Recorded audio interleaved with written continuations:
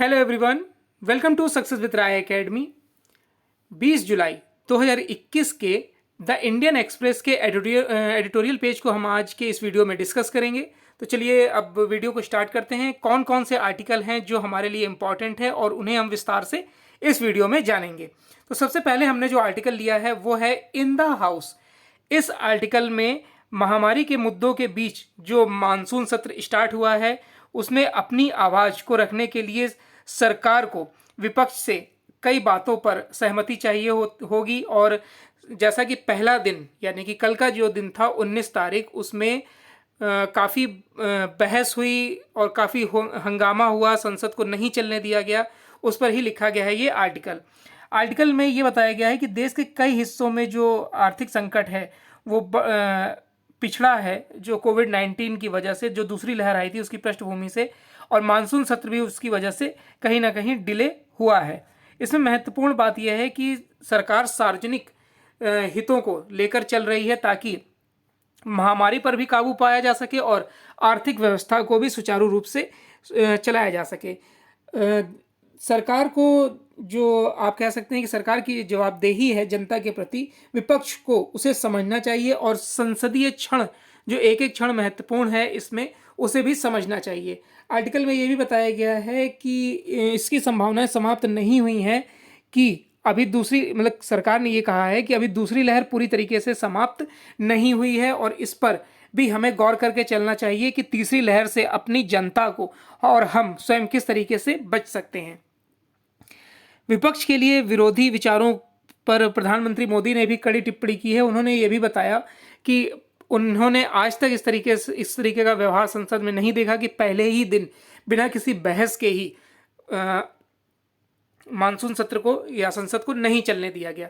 और हालांकि इस आर्टिकल में ऐसा कुछ नहीं है जिसे हम खास तौर पर डिस्कस करें। अब आते हैं अपने मेन आर्टिकल पर, जो है व्हेन चाइना मीट्स तालिबान। देखिए, तालिबान जिस तरीके से अफगानिस्तान पर पूरी तरीके से हावी हो रहा है, उसमें चाइना की क्या भूमिका है तालिबान के साथ, इस वीडियो में हम इसे डिस्कस करेंगे और इसमें बताया गया है।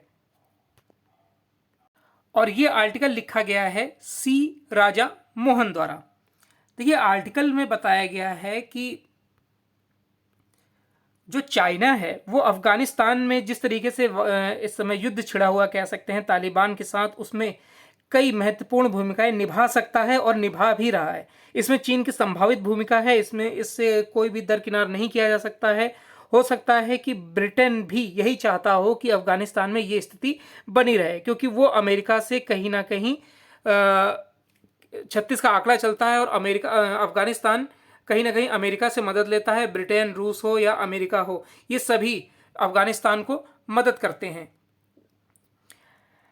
क्या चीन आर्थिक विकास पर ध्यान केंद्रित कर अफगानिस्तान में चाल चल सकता है जहां रूस और अमेरिका के सैन्य दृष्टिकोण बुरी तरह से विफल हो गए हैं? क्या चीनी पूंजी तालिबान को लुभा सकती है और राजनीतिक संयम और आर्थिक आधुनिकीकरण की ओर ले जा सकती है? जबकि बीजिंग सतर्क रहा है, अफगानिस्तान को बचाने के लिए चीन की मांग बढ़ी है। अफगानिस्तान को बचाने के लिए चीन की मांग बढ़ रही है। वाशिंगटन अब बीजिंग के साथ बढ़ते टकराव में बढ़ रहा है। अफगानिस्तान को द्विपक्षीय सहयोग के संभावित क्षेत्र के रूप में देखा जा रहा है। रूस, जिसकी चीन के साथ साझेदारी इतनी भी अच्छी नहीं है कि अफगानिस्तान के सीमाओं की स्थिरता को बनाए रखने के लिए वे आपस में कोई साझेदारी करें। उसके बाद है, एक समय था जब दिल्ली ने भी सोचा था कि भारत और चीन के साथ मिलकर काम करने से अफगानिस्तान आगे बढ़ेगा और अफगानिस्तान एक प्राकृतिक क्षेत्र है। लेकिन 2018 में प्रधानमंत्री नरेंद्र मोदी और चीनी नेता शी जिनपिंग के बीच वुहान स्थित सम्मेलन के बाद ये समझने में बहुत कम ही मिला कि इस चीज़ में दोनों देश मिलकर काम कर सकेंगे। अफगानिस्तान, उज्बेकिस्तान, तजाकिस्तान सभी ने चीन के साथ राजनीतिक और आर्थिक संबंधों का विस्तार किया है। देखिए, यहाँ पर लिखा गया है, ये आर्थिक समझौतों का विस्तार किया है, लेकिन पारंपरिक सहयोग नहीं है। अपनी सुरक्षा के लिए रूस पर वे निर्भर थे। वे मॉस्को के साथ साझेदारी में अफगानिस्तान में बीजिंग के लिए एक बड़ी भूमिका का समर्थन कर सकते थे। काबुल में पश्चिमी पड़ोसी ईरान के भी चीन के साथ गहरे संबंध रहे हैं। आगे आर्टिकल में बताया गया है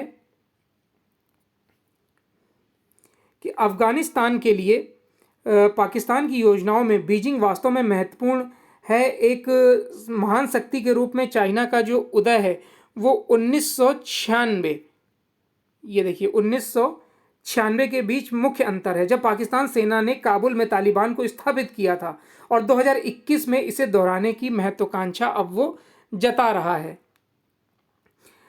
अफगानिस्तान के भाग्य की अध्यक्षता करने के लिए उसे अकेला छोड़ दिया गया था, जबकि 1980 के दशक में के उत्तरार्ध में रूसी सैनिक पीछे हट गए थे। अमेरिका ने अपनी पीठ थपथपाई तो पाकिस्तान ने अफगानिस्तान में अपनी क्षेत्रीय शक्ति को बढ़ाने के लिए रणनीतिक गहराई का लाभ उठाया था।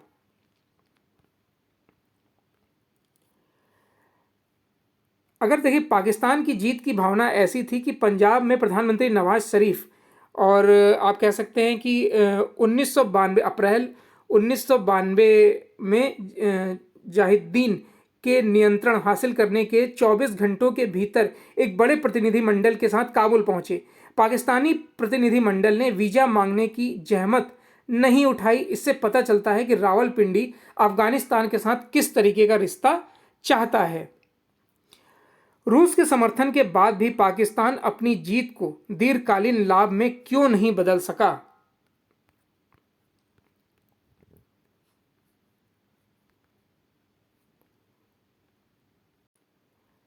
आगे आर्टिकल में बताया कि 1992 में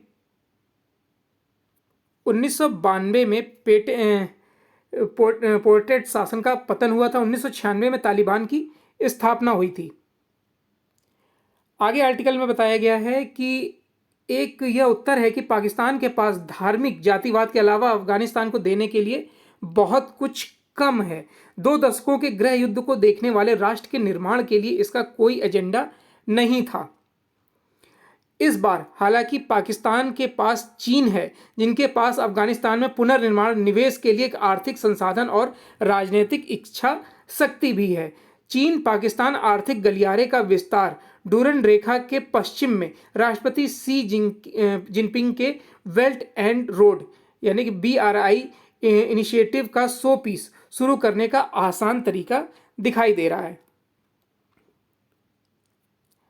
अफगान नेता भी चीन के BRI को आर्थिक आधुनिकीकरण की अपनी योजनाओं में शामिल करने के लिए उत्सुक रहे हैं। चीनी नेताओं के साथ अपने संबंधों के दौरान हामिद करजई और अशरफ गनी दोनों ने बीजिंग पर अफगानिस्तान में निवेश करने के लिए दबाव डाला है। चीन प्रभुत्व के लिए पाकिस्तान की खोज को सीमित करने के काबुल की राजनीतिक गणना के लिए भी महत्वपूर्ण है। अफगानिस्तान में एक बड़ी सैन्य उपस्थिति बनाए रखने के लिए अमेरिका पाकिस्तान पर बहुत अधिक निर्भर था। भारत के पास अफगानिस्तान में रावलपिंडी के विशाल भौगोलिक लाभों को दूर करने की क्षमता कतई नहीं थी। आगे आर्टिकल में बताया गया है अफगानिस्तान से परे कई और शर्तें लगाई गई। चीन इको संयोजक ने वादा किया था और ये चाहता भी था कि पाकिस्तान सेना की सलाह से अच्छे मजबूत राजनीतिक संबंध हो और दुनिया के साथ विवादास्पद संबंधों को छोड़कर चाइना जो है वो अफगानिस्तान में एक तरीके से विकास की नई इमारत को लिखे। अब यहाँ पर बताया जा रहा है कि इसमें 2 समस्याएं हैं। There are 2 problems with this. पहला जो है वो सावधानी के गहरे स्रोतों से संबंधित है। चीनी नीति में न तो अफगानिस्तान के प्राकृतिक संसाधनों के खनन की संभावना है और न ही नवीनतम महाशक्ति होने का घमंड चीन को अफगान शून्य में जाने के लिए मजबूर करेगा। चीन जानता है कि तालिबान का काबुल और अन्य अफगान शहरों पर नियंत्रण हासिल करना अभी बाकी है, ना कि बीजिंग यह मान सकता है कि तालिबान की जीत के तुरंत बाद स्थिरता कायम होगी। लास्ट वीक यानी पिछले सप्ताह दुशांबे में चीनी विदेश मंत्री वांग यी ने तालिबान के बजाय काबुल की ओर झुकाव का संकेत दिया था। उन्होंने राष्ट्रीय एकता बनाए रखने और सामाजिक स्थिरता को बढ़ावा देने के लिए काबुल के प्रयासों की सराहना की थी। सराहना की थी और मांग की थी कि तालिबान आतंकवाद को अपना समर्थन छोड़ दे। अफगानिस्तान में एक प्रमुख सैन्य बल के रूप में वांग ने कहा कि तालिबान को देश और राष्ट्र की रक्षा करने की अपनी जिम्मेदारी को पहचानना चाहिए। सभी आतंकवादी ताकतों के साथ एक साथ ब्रेक लगाना चाहिए और जिम्मेदारी की भावना के साथ अफगानिस्तान और राजनीतिक को मुख्य धारा में वापस लाना चाहिए।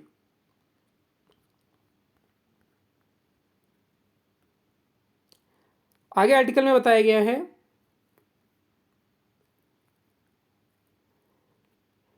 संशयवादी कहेंगे कि चीन एक सैद्धांतिक रुख अपना सकता है जबकि उसका सीधा पाकिस्तान जमीन पर तालिबान की जीत पर जोर दे रहा है।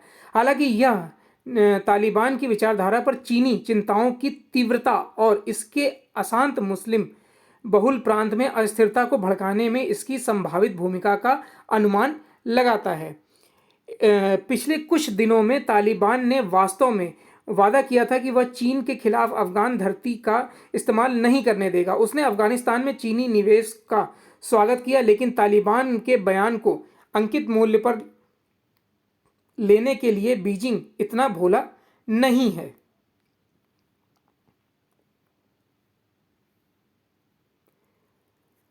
अब आगे अगर हम बात करें तो इसमें आगे ये बताया गया है कि इट रिमेन्स टू सीन, यह देखा जाना बाकी है कि क्या ये दुनिया में सत्ता में वापसी के बारे में बढ़ती चिंताओं या वास्तविक प्रतिद्वंद्विता के बीच एक सामरिक प्रक्रिया है। अधिक मौलिक रूप से अफगानिस्तान में एक इस्लामी अमीरात के निर्माण पर तालिबान से क्या उम्मीद लगाया जा सकता है। आर्थिक आधुनिकीकरण की भूमिका पर कोई स्पष्टता नहीं है तालिबान की। यह विचार कि पैसा तालिबान का प्यार नहीं खरीद सकता है और उसे नाप नहीं सकता है। जब तालिबान सत्ता में था, अमेरिकी तेल कंपनी अनोकल ने तुर्कमेनिस्तान में एक प्राकृतिक गैस पाइपलाइन के निर्माण के लिए उसका समर्थन मांगा, लेकिन यह उसने बहुत जल्द दिलचस्पी इसमें नहीं दिखाई। तालिबान को बहकाना चीनी राजधानी के लिए भी एक लंबा आदेश हो सकता है जिसमें राजनीतिक जोखिम के लिए आधुनिक भूमिका दिखाई दे रही हो। आर्टिकल में मेन ये बताया गया है कि चीन, देखिए, अफगानिस्तान का विकास तो नहीं चाहता, क्योंकि वो चाहता है कि जब तक अमेरिका वहाँ पर है वहाँ किसी तरीके का विकास ना हो। फिर जब तालिबान अगर हावी हो जाता है तो वो तालिबान का साथ देना चाहेगा, क्योंकि तालिबान को पाकिस्तान समर्थित माना जाता है और पाकिस्तान के साथ चाइना के संबंध काफ़ी अच्छे रहे हैं, चाहे वो सीपैक पर उनका गठबंधन हो या फिर और मुद्दों पर। तो चीन हर तरफ से अभी शांत इसलिए है ताकि अगर अफगानिस्तान फिर से हावी हो जाता है तालिबान पर तो चीन को उसका कोई लाभ नहीं मिलेगा। लेकिन अगर तालिबान जीत जाता है और अफगानिस्तान पर पूरी तरीके से कब्जा कर लेता है तो वहाँ के प्राकृतिक संसाधनों को और आर्थिक ढांचे में चीन अपनी महत्वपूर्ण भूमिका निभाने के लिए हमेशा तैयार रहेगा। नेक्स्ट आर्टिकल है एडवांटेज सिद्धू। देखिए, नवजोत सिंह सिद्धू को जिस तरीके से पंजाब कांग्रेस का अध्यक्ष बनाया गया है, उससे कैप्टन खेमा जो है, कैप्टन अमरिंदर सिंह का जो मुख्यमंत्री हैं पंजाब के, वो कहीं ना कहीं निराश है, परेशान है और दुखी भी है। कैप्टन जो कि काफ़ी समय से पंजाब की राजनीति में सक्रिय थे, हालांकि वो पंजाब कांग्रेस के ही अध्यक्ष थे, लेकिन सिद्धू जो कि भाजपा से कांग्रेस में आए थे तो उनको कई कार्यकर्ता भी पसंद नहीं करते हैं, लेकिन फिर भी पार्टी हाईकमान ने सब को दरकिनार करते हुए नवजोत सिंह सिद्धू को पंजाब का कांग्रेस अध्यक्ष बनाया है। हालांकि और इस आर्टिकल में कुछ नहीं है जिसे हम डिस्कस करें। नेक्स्ट आर्टिकल है रिकाइंडलिंग होप, और ये आर्टिकल लिखा है रेखा शर्मा द्वारा। इन्होंने जो पुराने देशद्रोह के कानून हैं 124A, उस पर अब जो बहस छिड़ी हुई है और क्या क्या बदलाव आए हैं नए CJI यानी कि chief justice of India MV Ramana के पदभार ग्रहण करने के बाद, और किस तरीके से न्याय व्यवस्था को सुचारू रूप से चलाने की कई कानूनों को बदलने की आवश्यकता है, इसी पर लिखा गया है ये आर्टिकल। तो चलिए देखते हैं इस आर्टिकल को।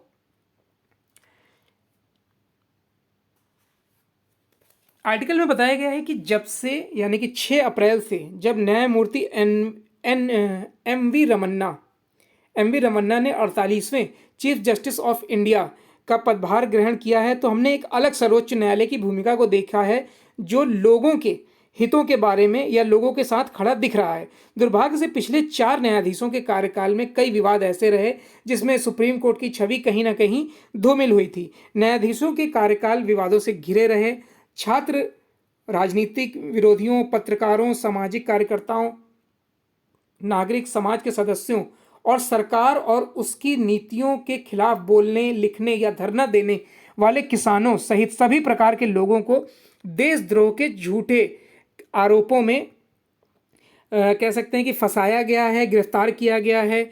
तो उसके बाद फिर जो ये यूएपीए एक्ट के तहत सुप्रीम कोर्ट ने उपरोक्त 4 मुख्य न्यायाधीशों के कार्यकाल के दौरान कुछ अपवादों को छोड़कर नागरिकों द्वारा दायर बंदी, प्रत्यक्षरण और जमानत याचिकाओं को कम से कम प्राथमिकता दी है। इनमें से कई अभी भी जेल में बंद हैं। हालांकि चीज़ें बेहतर हो रही हैं और बदल रही हैं। तो वर्तमान जो सीजेआई है ने भारतीय दंड संहिता की धारा 124A में निहित ब्रिटिश काल के राजद्रोह कानून को रद्द करने की याचिका पर केंद्र को नोटिस जारी करते हुए कई दिलों में ये उम्मीद जगा दी है। सीजेआई द्वारा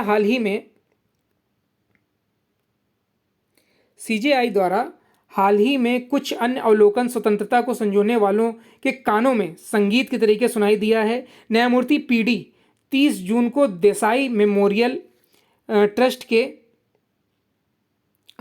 जो ट्रस्ट है के व्याख्यान में सीजेआई ने यानी चीफ जस्टिस ऑफ इंडिया ने कहा कि एक औपनिवेशिक अतीत से वर्तमान की ओर कदम के लिए विदेशी शासकों द्वारा अपने लाभ के लिए लगाए गए कानूनों के औपनिवेशिक विचार से एक बदलाव की आवश्यकता है, जो हमारे लोग द्वारा स्वयं को नियंत्रित करने के लिए दिए गए कानूनों के लिए है, जो न केवल आदेश बल्कि न्याय की एक भावना से भी सन्निहित दिखता है। 17 जुलाई को एक आम सभा को संबोधित करते हुए चीफ जस्टिस ने ये बात बोली है।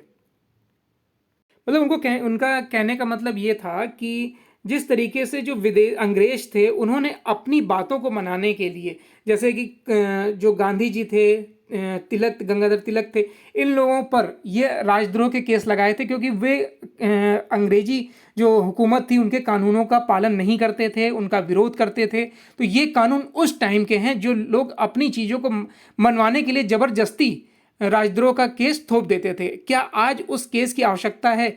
कई चीज़ों में उसका गलत इस्तेमाल होता है। इसी को लेकर सीजेआई ने अब आपत्ति जताई है और इसके पुनर्विचार की याचिकाओं पर और इसको संशोधित करने का मन बनाया है।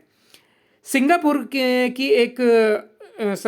एक सम्मेलन में इन्होंने अंतर्राष्ट्रीय दर्शकों से कहा कि लोगों को विश्वास है कि उन्हें न्यायपालिका से राहत और न्याय मिलेगा। वे जानते हैं कि जब चीज़ें गलत होती हैं तो न्यायपालिका उनके साथ खड़ी होती है।